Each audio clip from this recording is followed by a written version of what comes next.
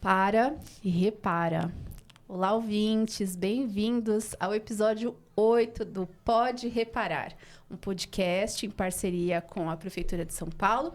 Aqui dentro dos estúdios do SampaCast, eu estou hoje com duas convidadas. Para contextualizar um pouquinho para vocês, eu tenho aqui a Aline, que é mamãe e psicóloga, e eu tenho a Juliana, mamãe atípica, de duas meninas. E a gente vai bater um papo hoje sobre educação de filhos, conflitos e desafios. Tudo bem, Aline? Tudo bem, Ju? Tudo bem. Bem-vindas. Obrigada. Vamos bater esse papo? Eu trouxe algumas pautas aqui para a gente conversar um pouquinho. Já estávamos aqui, né, nos reunindo, contextualizando um pouco desse assunto. E vamos começar falando sobre esse lugar de trabalho e família como um primeiro desafio nosso enquanto mães, né? E dentro do olhar não tanto pedagógico, mas mais desse lugar onde a gente fala das nossas próprias experiências enquanto mamães. E aí eu gostaria que vocês contassem um pouquinho, assim, como foi esse processo da maternidade e o que é esse conflito maior hoje na vida de vocês enquanto mamães. Quer começar? Bom, vamos lá. Eu digo sempre para todo mundo que o meu filho, ele é o meu sonho realizado, porque eu idealizei, eu sempre quis ser mãe. Então, eu falava que eu ia engravidar com 30 anos. Eu sempre falava isso. Não, eu vou ter filho com 30 anos. Sempre falei. Eu também. E, por fim, aconteceu que com 30 anos eu realmente engravidei. E, então, assim, ele foi idealizado, ele é o meu sonho realizado, mas a gente não pode romantizar e dizer que é tudo lindo, tudo maravilhoso, porque tem seus desafios. Eu sempre trabalhei na área de recursos humanos, mesmo depois da formação em psicologia, eu atuava na área e eu tinha tinha muitas demandas, mas você tem a liberdade de ir e vir, de chegar a qualquer horário, de viajava para fora para trabalho. Então, você tem essa liberdade de ir e vir. E com a maternidade, obviamente, eu acho que essa é a primeira coisa que acontece, né? De você perder um pouco dessa possibilidade de ser você e fazer tudo o que você quiser na hora que você quiser. Até hoje. Meu filho vai fazer 5 anos e até hoje, se eu tiver que sair para cortar o cabelo, não é só marcar, vou cortar o cabelo e eu vou cortar o cabelo. Não, tem todo um desafio com quem ele vai ficar. É o horário da escola, já arrumei a lancheira. Por mais que eu tenha um marido em casa, presente, que ele trabalhe em casa também, a demanda ela é toda minha. E assim, por que, Aline? Por que não divide? Por que ele não é um bom pai? Não, porque quem é mãe sabe que por mais que você tenha um marido presente, você vai ter muito das demandas sozinha, isso é fato. Talvez porque a gente pegue, né? Não sei se também tem uma... Quer dizer, vou dizer que sim. A gente tem uma culpa de pegar as coisas pra gente, porque a gente acredita que o outro não vai fazer melhor que a gente. Então, também tem isso. Eu não posso, né, dizer que não. Mas tem também a coisa que a sociedade coloca que é a responsabilidade da mãe, né? E não sei se é só a responsabilidade da mãe. E aí fica um peso muito grande, né? Então, aí vem a pandemia, eu já estava atendendo...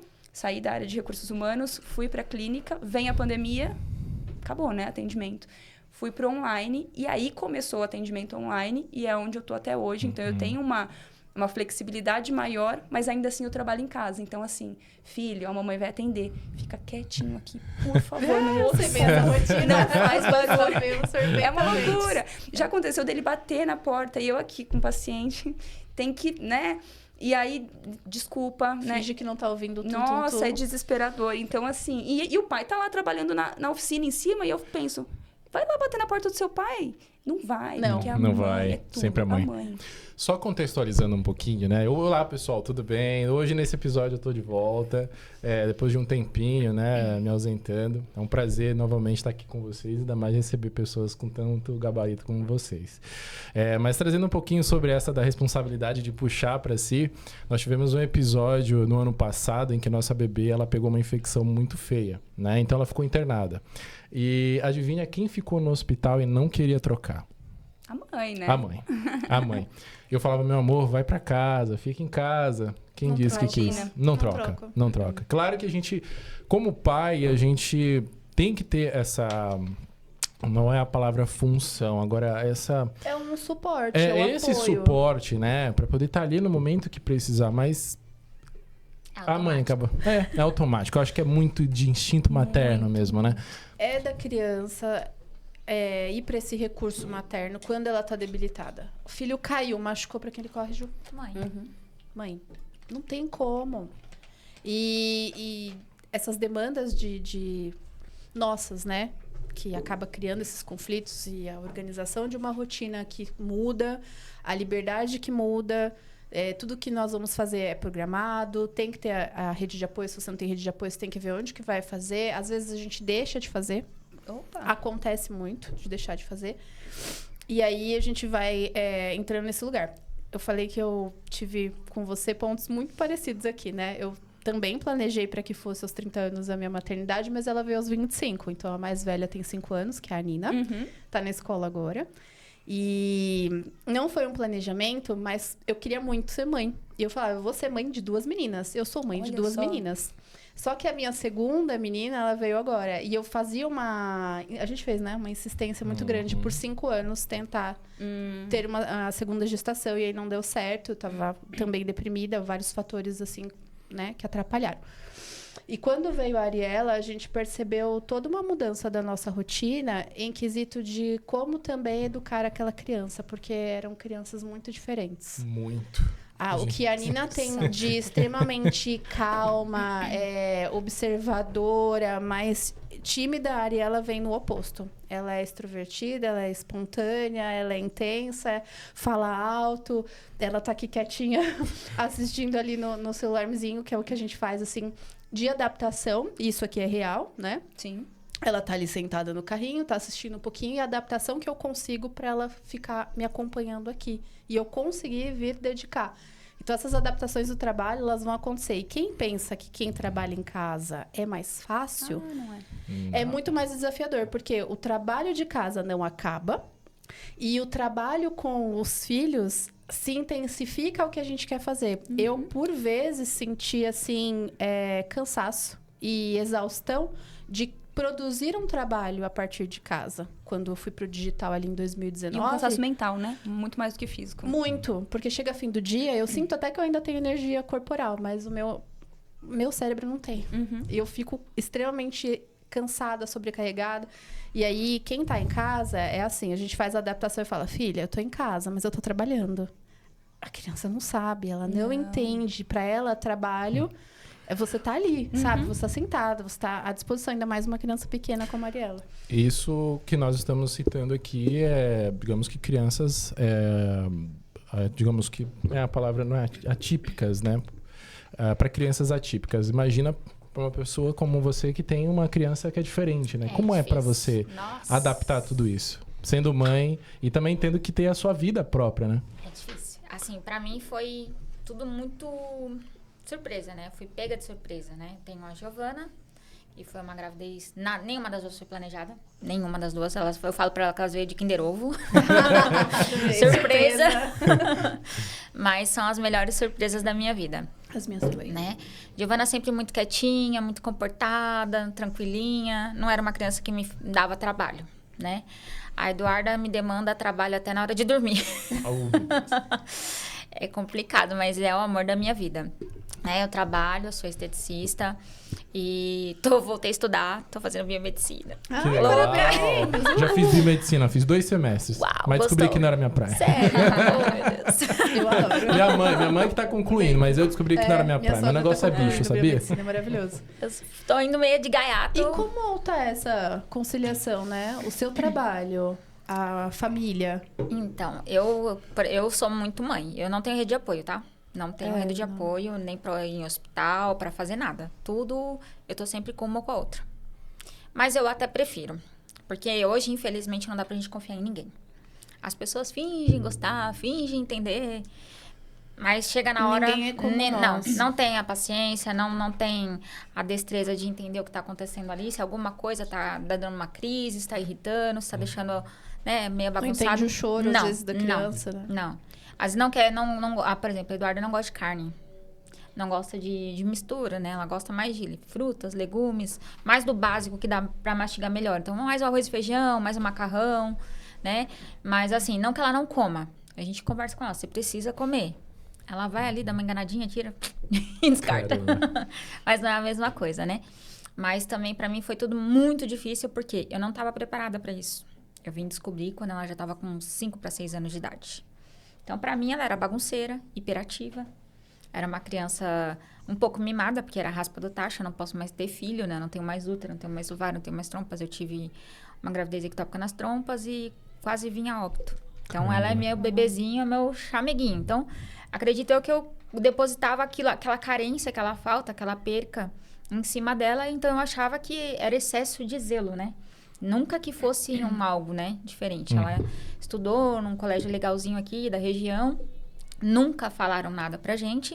Quando fui fazer a troca de um colégio pro outro, aí recebi uma bomba super preconceituosa, super rude, super abrupta, totalmente despreparada. Uma mulher que eu prefiro nem falar, né, muito, mas ela veio e falou assim, sua filha tem retardo mental. Sua filha é ambiente autista. educacional. Poxa vida. Exatamente, numa escola particular, carérrima e conceituada aqui.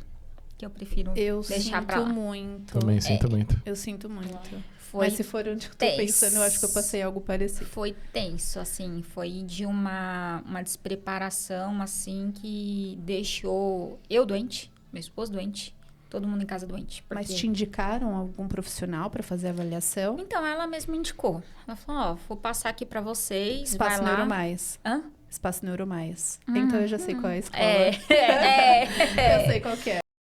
complicado. As meninas não têm condição, mas a Nina passou no primeiro ano por uns desafios e a gente chegou até a Paloma, que é maravilhosa. Espaço Neuromais é incrível. A Paloma, ela é uma profissional bacana, ela é muito bacana, só que ela colocou coisas a mais que não condiz com o que ela falou. Entendi. Então, assim, não prefiro, tá, Sim, né? Entendi. sim. Então, assim, mas me ajudou a abrir o leque e procurar outros profissionais, médico, né, Opiniões diferentes, né? Exato. Claro, porque é um direito seu Exato. investigar. A minha pergunta, desculpa te interromper, mas a minha pergunta, né, agora, aprofundando um pouquinho mais, né? Então, você disse que teve todo esse problema, né, da questão de ovário, questão de trompas. Nesse começo da vida dela, até hoje, né? O que você percebeu que era diferente? Você disse que ela era arteira, né? Brincava Bagunceira. muito, bagunceira e tudo mais. Mas o que você olha hoje em dia e fala, poxa, isso é um sinal, né? Diferente para ela ser uma criança aí atípica? Posso ser sincera? Eu não Pode. vejo nada. Eu não vejo nada. Não vejo nada, porque ela anda, ela fala, ela brinca, ela interage com... Agora ela está com dificuldade de interação. Agora ela está com problema Desculpa, social. você falou atípica, mas qual que é o diagnóstico? Autismo, TDAH, hiperatividade e deficiência intelectual. Tá. Porque quando ela fala, né, eu não vejo nada...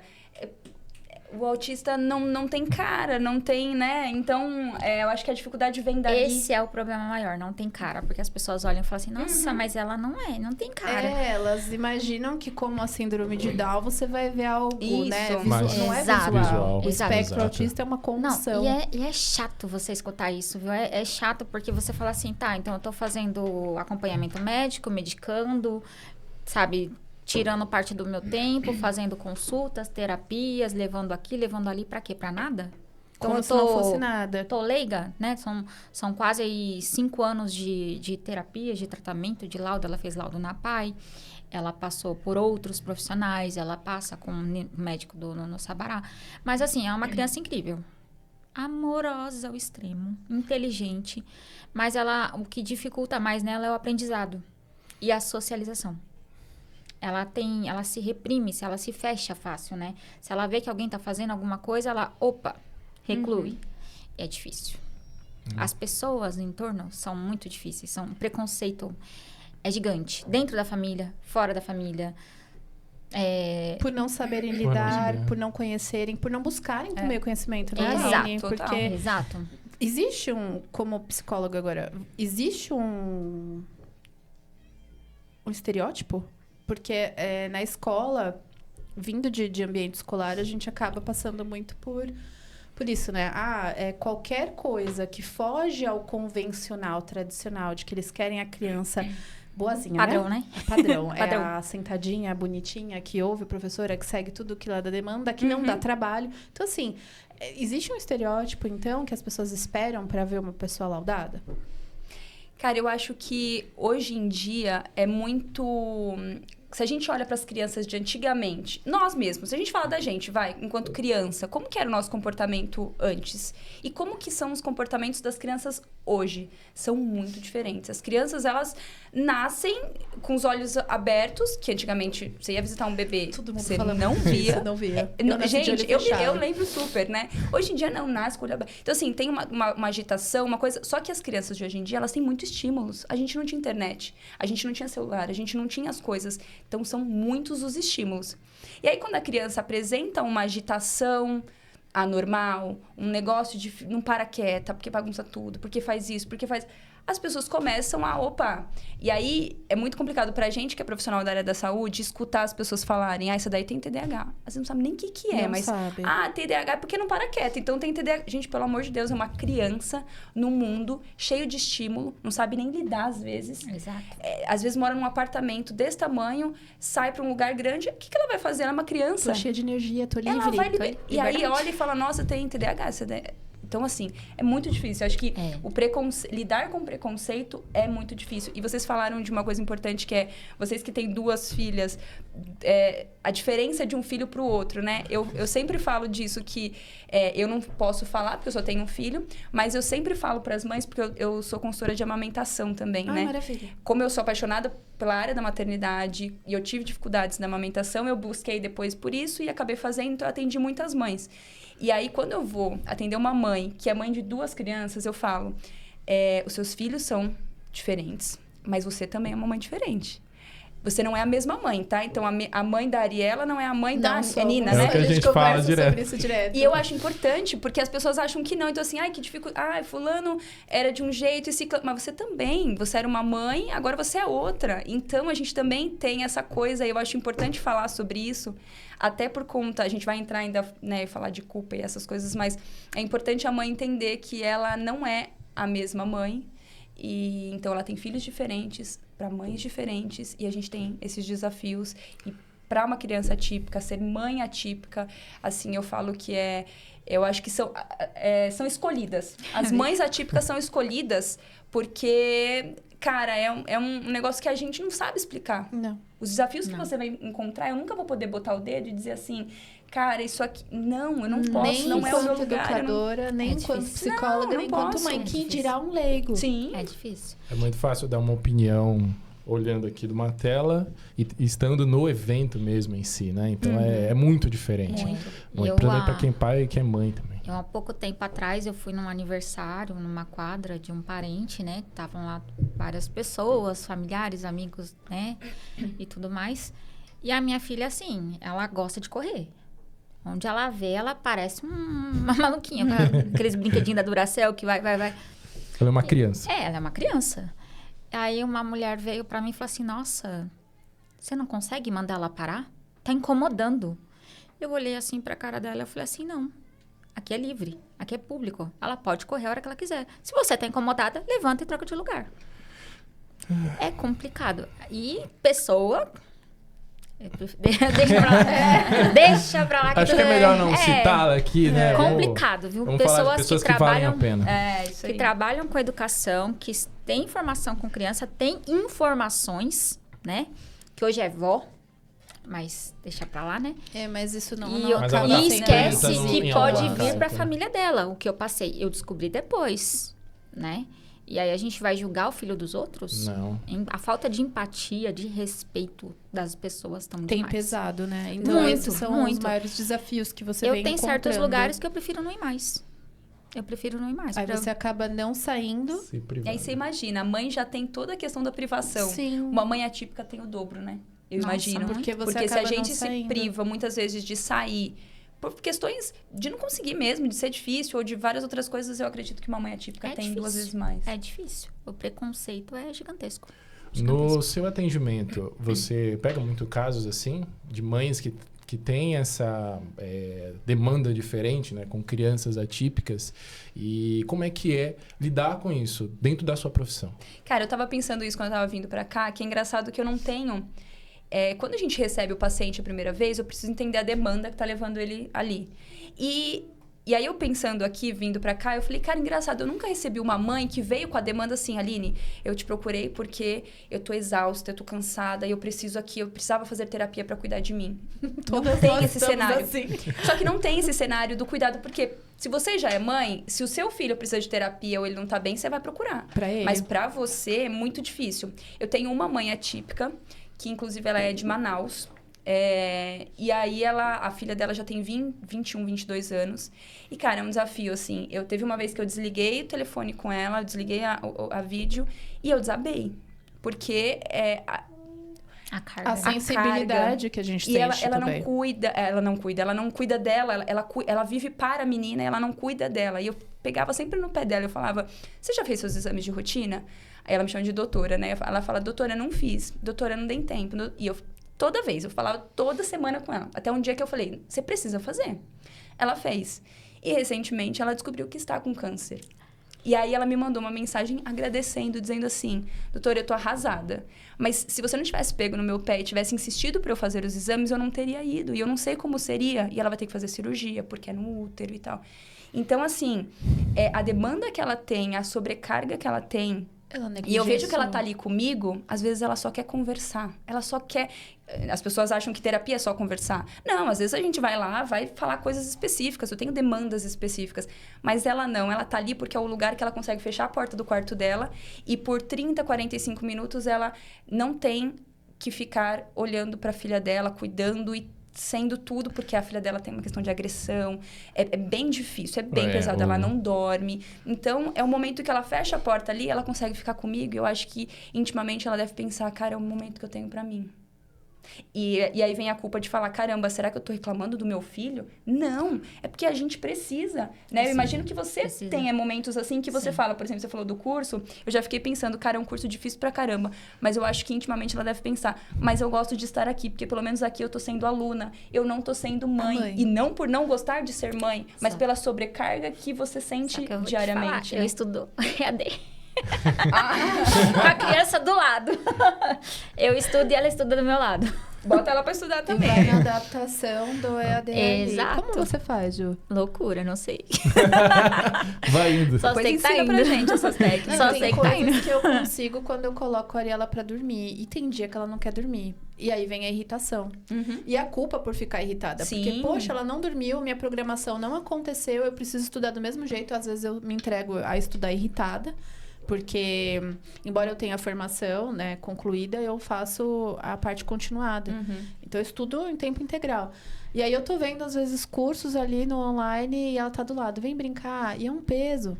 É um peso. Eu não sou o tipo de mãe que gosta de brincar, mas eu sento pra brincar. Eu sento pra brincar. Porque eu fico culpada. Eu falo, gente, eu não tenho conexão com a minha filha. E aí eu fico assim, eu preciso olhar nos olhinhos dela, eu preciso falar, ela precisa saber que eu a amo de alguma maneira.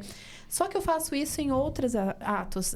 No ato do cuidado, no ato de fazer a comida, no ato de lavar a roupa, da higiene, da conversa, o mamar. Tem várias outras coisas. Então, assim, mais uma vez eu me ponho no estresse de cobrança. E entra já nessa segunda pauta nossa, né? Do quanto as coisas estressam, nos culpam e nos deixam inseguras. Eu fui essa mamãe também que acompanhava várias influencers. Então, eu comecei a pirar. Porque quando eu entrei na faculdade, a Nina estava com 2 anos. E aí, eu fui para um período da faculdade que eu já estava com a depressão, só que eu não sabia. Eu achava que eu estava só passando por uma fase, assim, de uma melancolia. E fui estudar. E aí, ao mesmo tempo que eu tinha momentos, assim, que eu tava super encantada, adorando a faculdade, eu tava, né... Me sentindo culpada, sobrecarregada. Foi uma fase difícil, porque nós estávamos, assim, naquela época, sem um trabalho remunerado. Meu irmão foi morar com a gente em casa, era uma casa pequena. E, assim, ao mesmo tempo, eu também precisava contar com alguém que ficasse, porque era tudo presencial. Então, de segunda a sexta, eu tava na faculdade e não era próximo. Então, eu tinha que adaptar com quem que ela ia ficar. Eu ia pra faculdade, tentava me entregar ali, mas daqui a pouco o pensamento estava de volta em casa. A hora que eu chegava, eu via se tinha alguma novidade ou não. Chegar tarde, às vezes ela tá acordada, né? Eu falo, puxa, passou da hora, você precisava estar dormindo e tudo mais. Então, essas demandas que vão sobrecarregando a todas nós, porque, assim, o controle da rotina é nosso. E aí, se você não tem uma rotina que você considera adequada ou comparando com o que o pessoal coloca do que é rotina, né, ajustada, você fica mal. Eu fico. Cara, mas esse negócio da comparação é muito louco, né? Porque você fala das influencers. Tem momentos em que eu saio da rede social. Eu saio mesmo. Porque eu não me comparo com outra psicóloga, eu não me comparo com uma outra esposa, mas eu me comparo com outras mães na internet. Outras mães. E aí, isso que você falou de eu não sou a mãe que gosta de brincar, nossa, é engraçado porque eu falo isso, eu falo, gente, eu não sou a mãe que gosta de brincar. E ainda brincar de carrinho, de lutinha, de não sei o quê. E aí eu falo, meu Deus, e aí eu me sinto culpada. Aí depois eu falo, mas peraí. É comigo que ele dorme, né? Eu faço ele dormir, depois eu deixo ele no quarto dele, eu vou pro meu. É eu que dou a comida, é eu que faço isso, eu que levo pra escola, é eu que isso, eu que aquilo. Porque daí eu vou tentando, de alguma forma, me mostrar que, peraí, tá tudo bem você não querer gostar de brincar, né? Mas a comparação, ela faz muito mal. E eu falo, às vezes, pra pacientes, em outras situações, cara, sai um pouco da sua rede social. Sai, porque o que você tá vendo aí, pra você tá te fazendo mal, e lá na realidade, lá do outro lado da tela, às vezes não é nada daquilo. Muitas das vezes não é nada daquilo. E aí eu vou ficar sofrendo, me comparando com aquela mãe perfeita, que senta, que brinca, que dá legumes, que dá verdura, que dá... E eu falo, meu filho tá comendo hambúrguer. Dá air fryer. Olha, eu vou te falar, às vezes a gente também olha, né, na internet, a gente se compara, viu? Também vendo pais diferentes, que nem Rodrigo Hilbert. Meu, Não, mas Não, ele é perfeito. eu me pergunto, Não, ele não é pra se comparar com como eu não ninguém. sei fazer uma casa... Baixa a régua, amor. Não, ele não dá. Você fazer uma casa a partir dessa garrafa, mas aí não dá. Como Mas tem assim? que você falar qualquer um menos ele, porque assim... Não, ele não dá. Ele não é parâmetro Não é pra comparar. parâmetro. Mas se a gente for pensar mesmo também, pensa só, não desmerecendo, né? Mas pensa só as condições que ele tem pra poder se dedicar a isso e nós com as demandas que nós temos. Entendeu? Querendo ou não, a gente se pergunta, como assim eu não consigo fazer uma casinha de boneca pra minha filha? A gente se pergunta tudo isso. Sim. Provavelmente vocês se perguntam, né? Como assim aquela mãe conseguiu estar brincando de carrinho ou brincando de bola? Eu nem sequer gosto. Imagina pra você admitir isso pra você Ou mesmo. que monta toda uma estrutura de caixa de papelão, igual eu tentei fazer uma vez. meu Lembra? Deus. Tem um vídeo em casa. A Ariela super bebezoca. Tava com 1 ano já, né? Minha irmã foi em casa e minha irmã pegou todas as caixas de papelão que eu Não, tinha a lá em minha casa e montou assim. Diferenciado. Fez um caminho, um túnel. Daqui a pouco tá a Nina lá, o Enzo, meu sobrinho, a Ariela no com meio, meses, né? Com meses, engatinhando de um lado pro outro. E eu rindo, achando aquilo o máximo. Então, assim, minha maior preocupação e o jeito de superar esse desafio é pensar assim... Eu tô aqui, eu tô presente e a gente pode criar memórias. Então, que memórias que dá pra Isso. construir a partir do que eu tô fazendo? Então, na hora de cozinhar, eu chamo minha filha, vamos bater um papo? Aí ela vem, bate um papo, a gente conversa da escola, ela vai contando as coisas engraçadas e eu vou olhando pra ela. E é engraçado porque, assim, eu acho que eu tô construindo muito mais memórias pra mim do que pra ela.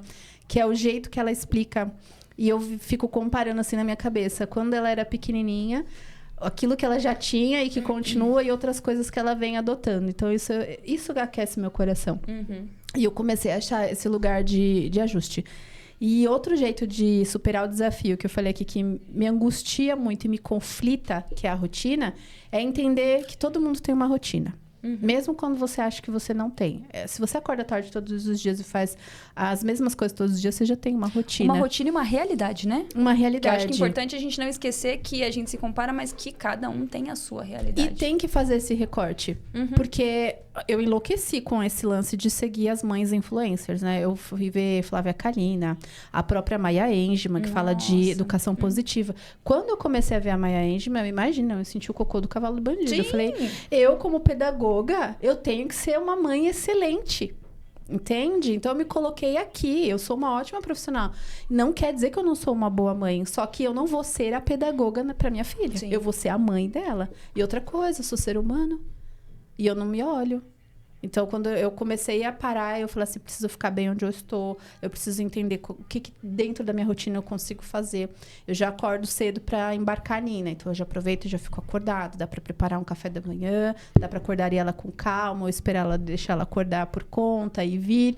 E a gente começar a construir as coisas ali. Todos os dias perfeito? Não vai. Porque nessa busca de perfeição, nessa comparação com o que eu fiz das influências, cara, eu quase enlouqueci. Não dá. E é uma coisa assim que elas... mesmo que a Maya Angelman tenha poucos anos de internet e a Flávia Kalina tenha mais... A Flávia Kalina mora nos Estados Unidos. Ela começou no YouTube bem mais cedo, compartilhando da vida dela. Essa é uma coisa que eu não quero fazer. né? Então, você tem que ver até onde você quer se expor, o que você quer mostrar. Isso. E aí eu falei, gente, eu não quero ser essa pessoa pública, né? Eu tô bem no meu anonimato, mas eu gostaria de contribuir de alguma maneira. E aí eu comecei a olhar essas situações e falar assim, eu vou superar dentro da minha realidade. Foi o que me salvou. Acho que olhar para nossa realidade, Não é olhar fácil. para nós, dentro da clínica eu vejo muito isso. As pessoas chegam desesperadas por estar se comparando, isso em qualquer âmbito, o tempo todo, e essa busca pela perfeição. E aí a gente tem que falar o óbvio, ninguém é perfeito. Olha pro que você tem, qual é a sua realidade, o que você consegue entregar no seu trabalho, como mãe, como pai, enfim, na faculdade, o que você pode entregar? A rede social entrega muito isso, né? Sim. Olha, meus filhos já conseguem fazer. Vamos todo mundo aqui fazer lanchinho? Fiz uma listinha aqui, você vai fazer seu lanchinho. Dá pro filho número 1, filho número 2.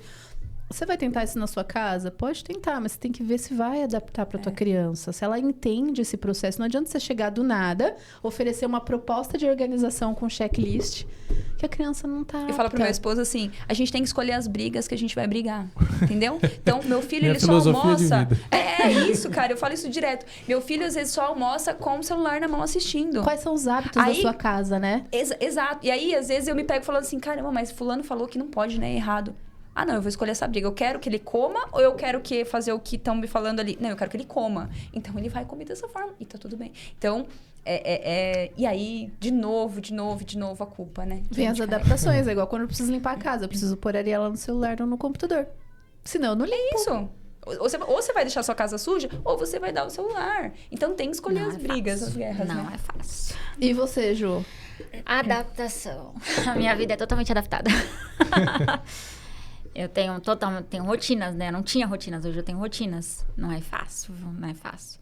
Minha parte da manhã, antes eu trabalhava assim, todos os dias, de manhã, tarde, noite. Hoje não, hoje eu não trabalho mais de manhã, é sempre à tarde e à noite, mas também dentro das rotinas dela, né?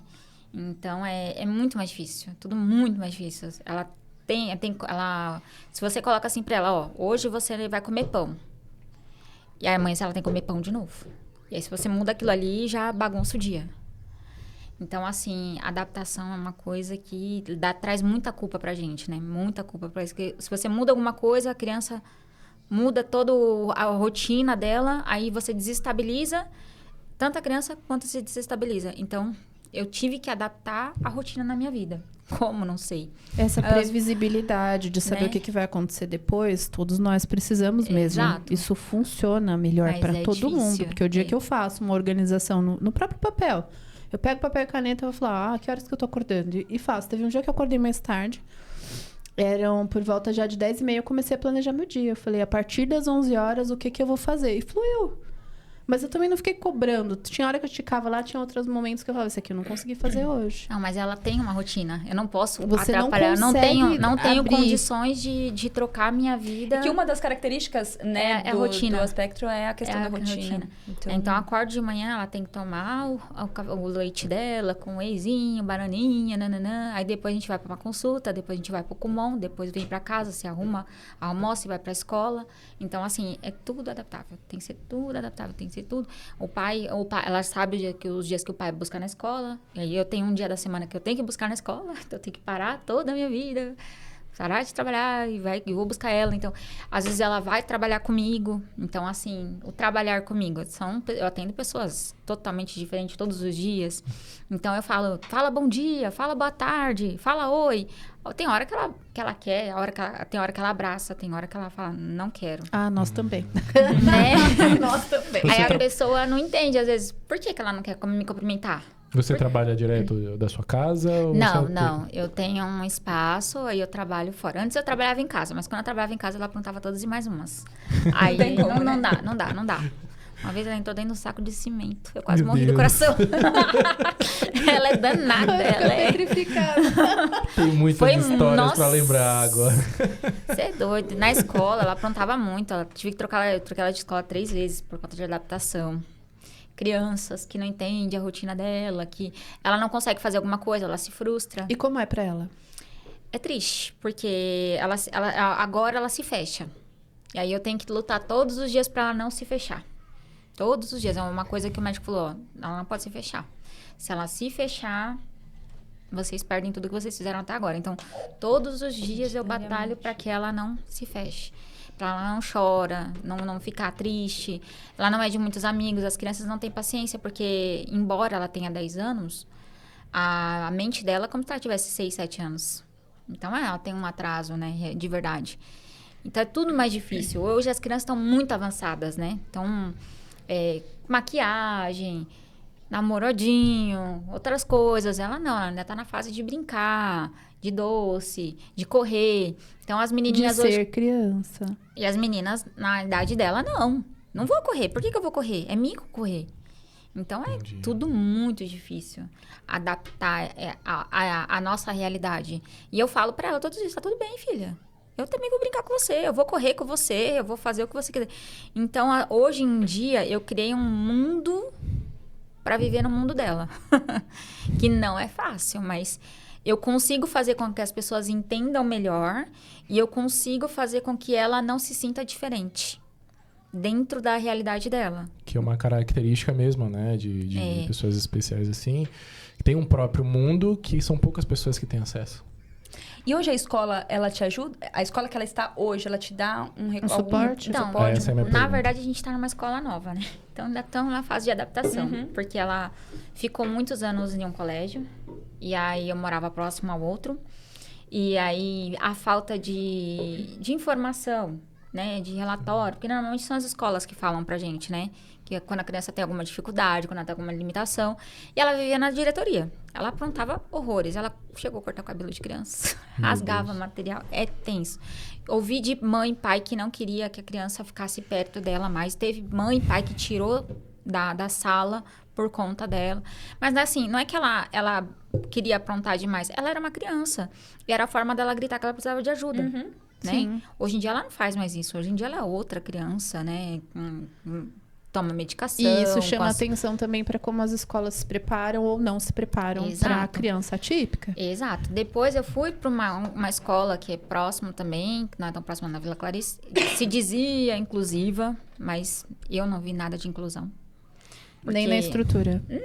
A maioria, eu não... O dia que eu fui contar uma situação que aconteceu com 2 alunos dela que tentaram pegar ela para levar para dentro do banheiro, você imagina fazer o quê? Né? Gravíssimo, gravíssimo. Processo, polícia, poderia ter dado tudo e mais um pouco. E eu fui pedir ajuda e me colocaram no portão para fora. Não quiseram me escutar. Mas eu falei, não, preciso falar com algum responsável. Eu quero falar com algum responsável. O que está acontecendo aqui é muito grave. Não pode acontecer. Criança não toca em criança, criança não pega em criança. Isso jamais pode acontecer. E eu não tive um respaldo, não tive um respeito, não tive um acolhimento. Pra mim, aquilo foi... Eu não conseguia mais pisar na escola.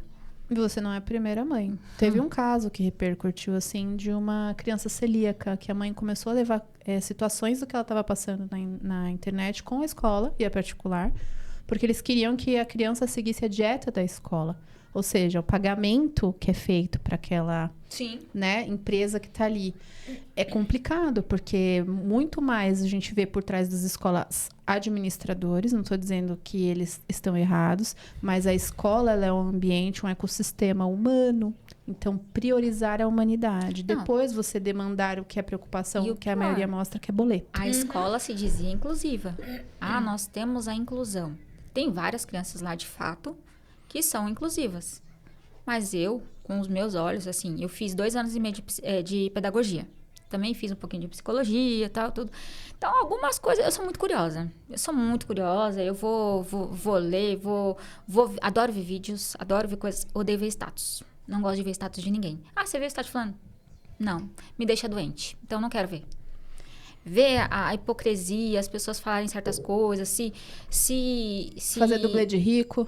Não, apontar o outro, criticar o outro, em vez de... somos mulheres, somos mães, vamos dar a mão uma pra outra, vamos crescer, vamos se ajudar. Não, é um querendo destruir o outro, é um querendo cobrar do outro, é um querendo ser melhor que o outro. É um querendo passar por tudo cima do falando outro. de uma falta que eles não sabem preencher. Exato. Porque assim, quem tá mostrando o que tá mostrando toda hora, tá sentindo falta de alguém que não tá ali. Ou quer viver aquela experiência com outra pessoa e fica passando, né? O tempo todo. Então, assim, é muita falta. As pessoas precisam fazer um certo cuidado. Exato. Mas diante do que você está dizendo, a seriedade que é das instituições de ensino, apresentarem a inclusão não só como um espaço para aceitar crianças atípicas. Sim. Mas demonstrar que eles têm, sim, um papel de desenvolvimento prático na rotina. Porque o que a criança atípica precisa é disso, de rotina, adaptações. E muitas vezes a gente sabe que as instituições, além de não ter preparo, elas não querem. Exato. Né? Eu Não vim querem de um ter lugar esse trabalho, assim. né? Não, e os Não professores, querem, eles não querem. eu não culpo muito nem os professores, porque eu acho que a sobrecarga é muito alta. Você tem uma sala com 15, 20, 25 alunos.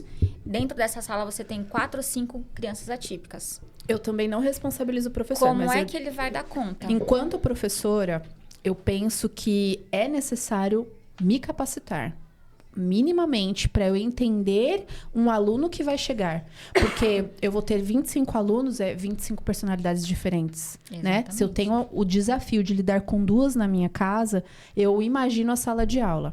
Né? Exato. Porque eu passei por experiências ali que foram da área do estágio, mas o início da minha carreira já foi na área da assistência de coordenação. Então, eu não tive tanto contato com sala de aula. Mas imagino esse desafio. Mas também existem professores e professores. A Eduarda já pegou uma professora que uma vez ela derrubou sem querer a garrafinha dela, estourou. Ela fez ela pegar o pano de boca dela e limpar o chão da sala de aula na frente de todo mundo. É o quê? Expôs ela. Expôs. Eu fiquei louca. Eu sou assim, eu sou muito humana. Mas não mexe com os meus. Eu acho que é. Vamos pra Todas todas, as né? mães aqui, né? Não, e ali eu sou. Ali eu não aguento. Ali Pessoas civilizadas, peraí, mexeu com o filho, peraí, não tão Uma civilizadas. vez a Giovana a menina tentou cortar o cabelo dela e empurrou ela da escada. A Giovana que não tem nada. Eu fui na escola atrás dos pais, eu vou. Não ligo, não. Eu vou, eu não bato, não agrido. Por que vai bater na minha? Por que vai cortar o cabelo da minha? Não vai. Não vai, não permito. Tá certo. Não permito. Dentro da sua área, né, das pessoas que você atende, como que você consegue equilibrar entre aquele conselho de ser mãe, como você trouxe mesmo a menina de Manaus, e a parte de ser profissional, que deve ser muito complicado se dividir assim. Eu, em particular, ela contando, meu coração já estava assim aqui dentro, e provavelmente o de todo mundo estava aqui. E nós trocamos, né? Nós trocamos de lugar. Ah, é? O início desse ano foi um projeto que nós fizemos assim, só antes da Aline responder. Eu falei, eu vou começar a minha carreira profissional. Eu vim embarcando, em janeiro, tava na escola, trabalhando, atuando, tudo lindo. E ele ficou em casa com as meninas. Então, ficou para ele a demanda da rotina, da casa, de colocar as meninas, embarcarem pegar a Fui Nina, bem, viu? desenvolver. Foi bem, deixou tudo organizado, mas entendeu esse lugar de peso para nós. Que ele olhou e falou assim, eu entendo que você precisava chegar e você precisava ter um ambiente cuidado e comida para você comer e não se estressar, não se sobrecarregar com nada que fosse da casa, porque no dia seguinte você ia ter que acordar cedo e passar uma jornada longa fora de casa. Essa troca todo pai deveria ter. Foi muito bom Nossa, essa experiência.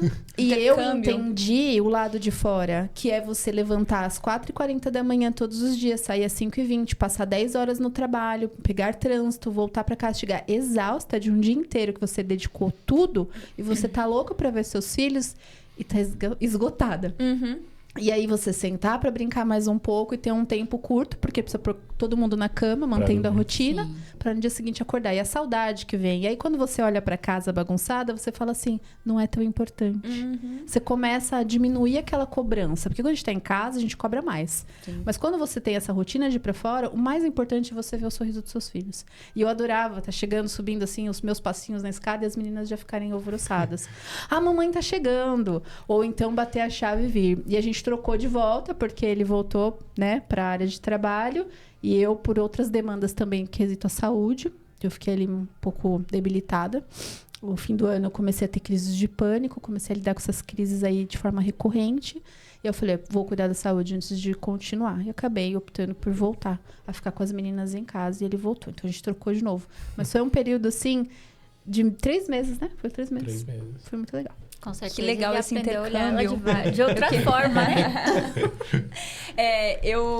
Deixa eu só entender a sua pergunta. É a questão do envolvimento com a história do paciente, é isso? Isso, exatamente. Porque, querendo ou não, você tem que ser profissional, Sim. né? Mas até que ponto ali tá a profissional e Que até as que histórias ponto ali se tá o ser conectam. humano mãe, né? Exato. Então, eu acho que, assim, esse é um dos principais desafios, acredito eu, trabalhar com a saúde mental, ser psicólogo, atender um paciente e não poder, né, dar um abraço. Às vezes, eu brinco, às vezes, eu falo, eu queria ser amigo daquele paciente, queria dar um abraço naquele paciente. Mas, óbvio, a gente brinca, mas a gente sabe que aquele não é o nosso papel e a gente não pode fazer isso. É muito difícil. Por isso que eu falei que quando eu desliguei o telefone, eu desabei, porque eu tava com um momento assim, eu não sento pra brincar com meu filho, eu não gosto, ele fica me chamando pra brincar e eu não quero brincar. E quando eu atendi essa paciente, foi uma noite que ela teve super difícil com a filha, porque ela não dorme, ela tava agressiva, ela também não dormia pra ficar de olho na filha. Então, várias coisas, ela não conseguia fazer nada. Foi um dia assim que ela teve um dia péssimo. E aí, quando ela terminou de falar tudo o que aconteceu no dia dela, eu desabei justamente porque ali eu não consegui separar. Porque ali eu falei, cara, o meu filho não é atípico. O meu filho não me demanda essa energia que a filha dela demanda. Eu tô reclamando do quê? Sabe? Foi bem difícil pra mim. Só que aí que tá. Quando eu desliguei, é óbvio que ela falava pra mim. E eu tive já alguns casos em que o meu olho até estremeceu, mas eu permaneço aqui. Só que eu sou uma profissional muito humana. Eu não consigo, sabe? Eu não consigo. Então, assim, eu não sou, por exemplo, a profissional que... Você tá me falando aqui, eu tô com um caderninho na mão. Eu não tenho nem caderno. Até constrange. Depois que eu desligo a sessão, a gente não tá ali, aí eu faço as minhas anotações, mas eu não consigo. Eu até brinco, porque eu falo assim, gente, eu falo muito, então isso aqui é uma troca. Eu não consigo fazer aquele atendimento, aquela sessão que o paciente tá falando, e eu tô aqui olhando pra ele com cara de paisagem.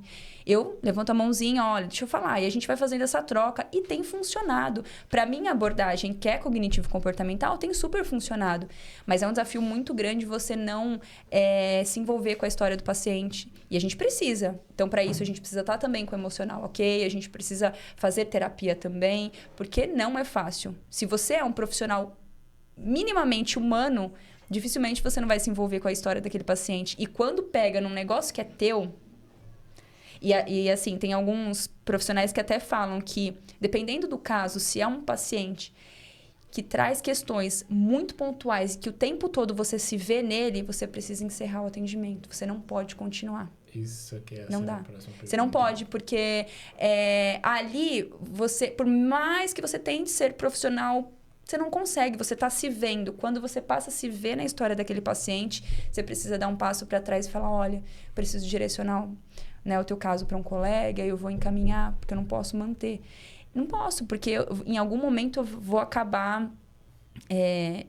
as coisas vão acabar se encontrando ali e não pode. Gerando uma influência no atendimento que seria Isso, às vezes eu vou dizer espelho, assim pra ele, né? olha, faz isso daí, porque eu tô pensando em mim. E eu gostaria que falassem aquilo pra mim. Obviamente que a gente não trabalha com conselhos, né? As pessoas falam, eu vim aqui porque eu preciso te pedir um conselho. Eu tenho pacientes que Não falam, é isso, Aline, eu quero te pedir terapia não é isso. Não, mas às vezes eu vou por uma linha, e aí pode acontecer de eu ir por uma linha que eu falo, cara, eu tô passando por isso, e eu gostaria que me falassem isso, então eu vou direcionar para cá. E não, eu não posso, né? Eu preciso ser completamente neutro. Então, é muito difícil. É difícil, mas é isso. A gente precisa fazer acompanhamento terapêutico também. A gente precisa entender aquela história, entender que não é nosso, fazer o nosso papel, ir até onde eu posso ir, acolher até onde eu posso acolher. E eu acho até que por isso eu fui para a área de amamentação, porque ali é um lugar que eu posso abraçar a mãe, que eu posso... Uma vez eu atendi uma mãe e eu perguntei para ela estava muito tensa, o bebezinho dela tinha uns 5, 6 dias, estava muito tensa. Eu falei,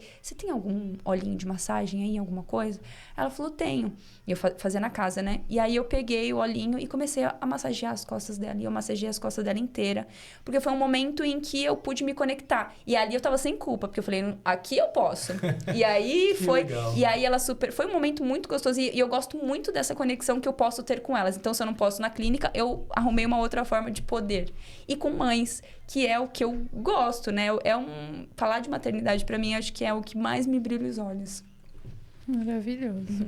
Eu acho curioso você ter mencionado até sem culpa, porque existe esse lugar também, né, na profissão, de a gente ter uma certa polidez, uma Sim. certa postura e tudo mais. Não tô dizendo que é errado. Mas o meu lugar de fazer educação, por exemplo, eu encontrei aqui. Virou um hobby, porque é o jeito mais livre que eu tenho de falar sobre aquilo que eu acredito que possa ser ajustado e reparado. Que muitas vezes a gente entra em conflito. O ambiente educacional, por exemplo, quando eu discordo de alguma coisa, eu tô na rua. As pessoas não têm essa abertura. Os profissionais, né, da área da educação, que deveriam ser mais humanos, não têm essa abertura para o acolhimento, para a escuta, para os ajustes. E aí você fica imaginando o professor que está lá passando por esse tipo de opressão, que tipo de aluno ele está construindo em sala de aula e para a sociedade. E vice-versa, a sociedade para esse professor e para a escola. Porque aí, se você vem num ambiente educacional particular, você tem demandas de cobranças altíssimas com relação aos pais, que olham para o educador, não com o olhar de educador, mas como se ele fosse um cuidador, como se ele fosse menos. E não é. O desenvolvimento que ele faz é alto. E depois vem esse olhar do ambiente educacional como vamos priorizar o nosso cliente, né? O que ele diz está certo, o que ele está pedindo está certo, vamos ajustar sempre as demandas. Então, peraí, precisa ter o preto no branco. Existe um contrato de prestação de serviços de uma escola com a família, existem leis que te respaldam para que você tenha o atendimento educacional adequado para sua filha e tudo mais. E aí fazer esses ajustes para que haja não só a coerência no atendimento, mas a humanidade. O que eu mais vejo faltar e falhar é a humanidade nos ambientes educacionais. Empatia, né? A empatia é triste. Acho que todo mundo hoje em dia conhece essa palavra, empatia, mas eu acho que dificilmente poucos praticam. É porque tá mais assim, pensa, eu tenho a empatia se eu vou trocar de lugar com você ou se ela é conivente com aquilo que eu tô querendo. Exatamente. Igual aquele É que as lance pessoas- da moça do avião lá. Sim, é que as pessoas falam de empatia, é muito lindo, né? Falar assim, empatia é se colocar no lugar do outro. Daí eu vou lá e do meu lugar eu dou a minha opinião pra você daquilo que você... Mas não é do seu lugar, é vestir o calçado do outro. Empatia é vestir o calçado do outro, não é com o teu calçado você julgar ou fazer uma observação. Então, é muito louco, porque ao mesmo tempo que as pessoas falam muito, também virou uma palavra que banalizou, porque aí, será que é isso mesmo? Será que as pessoas são empáticas o suficiente? Será que as mães, eu enquanto mãe, vou lá falar assim, nossa, que difícil a sua dor, é difícil você passar por isso, mas será que eu vou lá e calço teu sapato? Nada. Vou na tua casa e passo um dia com você pra ver a tua realidade, pra aí sim poder dar a minha opinião? Então, infelizmente banalizou, né? Muito, muito. E esse negócio da empatia também é complicado. Às vezes a gente grita, né? A gente quer... Pô, tô pedindo socorro, tô cansada. Eu, por diversas vezes, eu procurei ajuda de terapia. Eu procurei várias vezes. Eu também. E assim, é uma coisa que, de fato, precisa. Porque os outros olham assim, nossa, mas ela é tranquila. Nossa, mas ela é calma. Nossa, mas ela consegue se cuidar. Hoje, eu estou procurando meu ponto de paz. Se eu não ficar bem, como é que eu vou cuidar de outra pessoa? Não tem como. Né? Eu trabalho com pessoas, então eu preciso estar bem, né? Mas por diversas vezes eu gritei horrores pro mundo, chorava, pedi ajuda. Já teve dia de eu marcar consulta pra mim e não ter com quem deixar minha filha. E como é ruim precisar de ajuda e não ter. Nossa. E você ter que adaptar. Né? Não, e eu levar ela junto comigo e não conseguir fazer uma consulta. É complicado. Desafiador. É complicado. Porque a minha outra filha, ela tem 17 anos, ela tem outra filha, ela pode deixar com ela, mas ela estuda em duas escolas. Ela estuda de manhã e faz até que é tarde. E ela tava fazendo outras coisas. Então, eu não posso sobrecarregar ela, porque ela tem 17 anos, ela tem idade para me ajudar, mas ela tem as responsabilidades dela. Não é ela que é mãe, sou eu que sou mãe. Antes, eu colocava muita responsabilidade para ela. Até o momento que eu falei, opa, tá errado? Não é assim. E aí eu comecei a enxergar. Eu tenho 2 filhas, eu não tenho uma filha. Isso é empatia. Entendeu? E aí eu comecei a me programar também para ter momentos só com ela. Porque antes os meus momentos eram dedicados mais para Eduarda. Mas assim eu tenho a como eu fiz com a Giovana. Nina. A Giovana já está crescendo, ela precisa de mim. Então eu aprendi E um ser suporte diferente. mãe amiga para 2 pessoas. E Duas mães, né? Duas mães. Como a Aline falou, somos Né? mães diferentes para cada tem filho. como. idades diferentes, personalidades diferentes, tudo diferente. Aí, às vezes, ela fala assim, mãe, mas a Eduarda tá errada. Aí eu falo, respira, entenda que ela não vai entender o seu errado. O seu errado é diferente do errado dela. E o quanto isso faz, de novo, um lugarzinho de culpa, porque parece que a gente tá defendendo mais um filho do que o outro, e não é. É porque enxergamos como que tá o funcionamento de cada um. Eu fiquei doente por isso. Eu acredito. Eu fiquei doente de querer me isolar, de não querer ficar perto de nenhuma das duas, porque às vezes eu achava que eu tava cuidando de uma demais e deixando a outra de menos. E eu falava, eu não tô dando conta, pra que eu existo? Por que eu tenho que existir? Eu não sou boa mãe. Aí você começa a se perguntar, se questionar. Por que eu faço isso? Por que eu faço aquilo? Por que eu tenho que trabalhar? Porque eu tenho que cuidar de casa, eu tenho que fazer isso, eu tenho que fazer aquilo. E às vezes você fala assim, chega, eu não sirvo pra esse mundo. Aí você começa a pensar besteiras. Então você tem que buscar Exato. recursos. Então o melhor caminho para começar é sempre Não, eu já fiz basear isso. na saúde, Sim, né? sem dúvida. Não, quando a gente Cuidado chega nesse consigo. limite, é ajuda. Só que aí você vai procurar uma rede de apoio. Aí você não tem. Então você tem que se fazer de rede de apoio. Você tem que achar um caminho para você poder se reequilibrar e voltar. Mas, desculpa, Não, que não. você tá falando, eu tô lembrando exatamente do caso dessa minha paciente, e eu vou falar pra você uma coisa que eu falei com ela. Claro que do lado dela, ela tem outros 2 filhos, mas eles não têm 17 anos, eles devem ter 23, 24 anos. E ela traz muito isso pra mim, eu falo pra ela, você foi tomar um banho tranquila hoje? Você foi fazer tal coisa? Não, Aline, não dá, porque ela fala que não consegue ir pra igreja porque não tem com quem deixar. Eu falo, mas e os seus outros 2 filhos? Não, mas eu não posso deixar essa responsabilidade com eles. E aí eu precisei trabalhar isso com ela, de que não é realmente responsabilidade da sua filha, né? Não é filha dela e tal. Mas a gente precisa também ter um cuidado de não se colocar nesse lugar sozinha. Ela tem 17, amanhã ela tem 18, daqui a pouco ela pode sim te ajudar. Sim. E você não vai deixar a responsabilidade da sua filha nas mãos dela. Mas você precisa levantar a mão e falar, eu preciso de ajuda. E Você pode ficar com a minha filha, você pode ficar com a sua irmã, você cuida dela aqui um pouquinho para eu fazer tal coisa, sem culpa. Porque você está transformando, você está fazendo Outro um ser ser, humano. né? Exatamente. Então, se você passa o tempo achando que eu não tenho que dar responsabilidade para minha filha porque não é dela...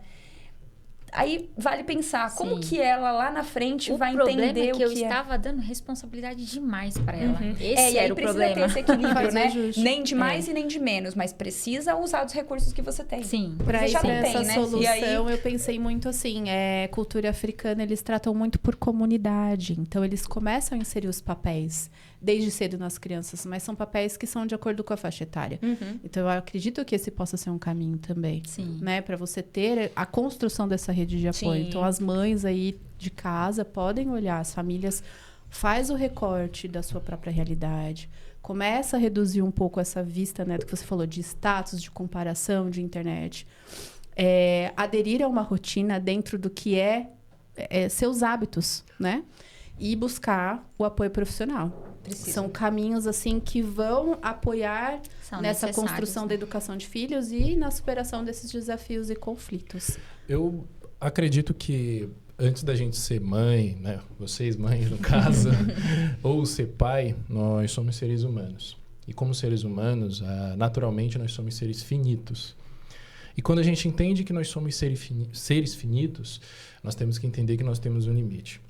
Nisso, que nós entendemos que nós temos um limite, nós temos que entender que há demandas e há cargas na vida que nós não vamos suportar sozinhos. É claro que, como você já nos trouxe sua experiência, não é todo mundo que vai entender, não é todo mundo que vai querer ficar, mas também não estou te dando um conselho, porque, querendo ou não, sou uma pessoa de fora, mas estou trazendo uma filosofia de vida no qual a gente vai enxergando. Pessoas que nos amam, geralmente mesmo elas estão muito próximas. E que bom que você tem a sua filha ali, que é só dela pegar ali ela no colo, dá pra ver que ela é uma pessoa cuidadosa. Sim. E você precisa desse cuidado mesmo pra si, entendeu? Esse cuidado para que você volte mais forte pra você mesma e volte forte também para as outras pessoas que dependam de você. Sim. E eu imagino que para você trabalhar ajudando outras pessoas e às vezes o seu filhinho está só batendo ali na porta, precisando de 10 minutinhos de ajuda, o quanto deve ser difícil. Uau. Mas, com certeza, isso que você está ajudando as outras pessoas ali, está trazendo muitas outras coisas também para dentro. Traz. E essa ideia da gente entender que nós somos seres humanos é que vai fazer com que a gente olhe para nós e fale, pera, deixa eu me colocar, eu sou importante, mas deixa eu me colocar também num grau aqui de desimportância. Para essa desimportância, não que eu não estou valendo nada, mas no sentido de que eu sou um ser humano e eu posso partir daqui a qualquer momento. Que sentido que eu estou dando para aquele momento? Exatamente. É real. Olha, Isso eu- é. A gente precisa pensar no outro, a gente precisa pensar na gente. Uma coisa que eu falei pra Mari e eu falo pra todas as minhas amigas quando tem neném é que para que os nossos filhos estejam bem, a gente precisa estar bem. Então não existe essa coisa de se deixar por último ou se esquecer pra sempre. Por um momento, sim, quando você tem um bebê, quando você volta pra casa por muito tempo no puerpério. E em muitos momentos a gente sim fica por último, não tem o que fazer. Só que chega uma hora que você precisa voltar. E eu não tô dizendo voltar a trabalhar fora, voltar... Não, mas você precisa voltar a ter um olhar pra você. Porque se a gente não estiver bem, a gente não consegue fazer os nossos filhos... Os nossos filhos, eles precisam de uma mãe feliz e bem, minimamente. Exato. E se eu não me coloco nesse lugar e olho pra mim e cuido de mim, como é que eu vou cuidar dele? Posso fazer uma pergunta para vocês duas? Claro. Como vocês estão nesse momento agora com isso? Agora, eu vou ser bem sincera, eu tô em paz. Eu antes eu me cobrava muito, né? Nossa, porque eu preciso dar conta. Não, eu não preciso dar conta. Eu preciso estar bem. Se o dar conta não é tão importante. Porque a casa vai estar sempre ali, as coisas vão estar sempre ali e não vai parar. Então, os momentos são os melhores. Então, eu aprendi com a adaptação a ter melhores momentos. É isso que eu tenho colocado pra minha vida. E você? Momentos. Viver o hoje, né? Eu acho que eu tenho vivido muito hoje. Porque eu olho pro meu filho, vai fazer 5 anos. Eu falo pra ele, você não é mais um bebê. Você já é uma criança, mas daqui a pouco você já tá virando um pré-adolescente. Porque as coisas que fala parece que já é um pré-adolescente. E aí eu falo assim, caramba, tá passando muito rápido. Então, se eu não fizer hoje, amanhã eu já perdi. Então, eu tô nesse momento muito de viver o hoje. E eu tô trabalhando muito essa questão de culpa. Que ela é... Eu brinco que eu falo assim, quando os nossos filhos nascem, sai o bebê, sai a placenta. A única coisa que não sai é a culpa, né? Impressionante, a culpa fica. A culpa fica e ela vai perdurar para sempre, talvez. E então, já que eu tenho que lidar com a culpa, que eu lido de uma maneira saudável, não sei, leve. mais leve. Acho que, né, vamos buscar ser mais leve, vamos parar. Por isso que eu gosto tanto de falar de maternidade e falar com outras mães. Porque eu acho que uma mãe que busca terapia, ela vai ter acolhimento. Mas uma mãe que fala com uma amiga mãe, o acolhimento é diferente, porque é num lugar de, nossa, me abraça. Nossa, eu tô passando pela mesma coisa. Nossa, que legal, eu não sou a única. Então, eu acho que é diferente e é tão importante. Então, Sim, acho que o viver sim. hoje é fundamental. E para acompanhar o seu canal no Instagram, é o @? O meu canal, ele não... a minha conta não é profissional. Eu não fui pro lado profissional nas redes sociais. Engraçado que eu recebo muita demanda, muita busca, né, de pacientes que me procuram pelo boca a boca, assim. Eu acho que... E é muito... Eu fico até feliz com isso, porque eu falo assim, mas de onde você conhece meu trabalho? Ah, foi o seu paciente X que me indicou, foi o seu paciente. Então, hoje, os meus pacientes, eles vêm disso. A minha conta não é profissional, ela é pessoal. Então, é o Li_Ribeiro. Maravilha. Mas... E é isso que eu falo. Quando vem até mim, eu falo, caramba, que legal, né? Eu não tô profissionalmente ali, mas eu recebo essas demandas pelo boca a boca.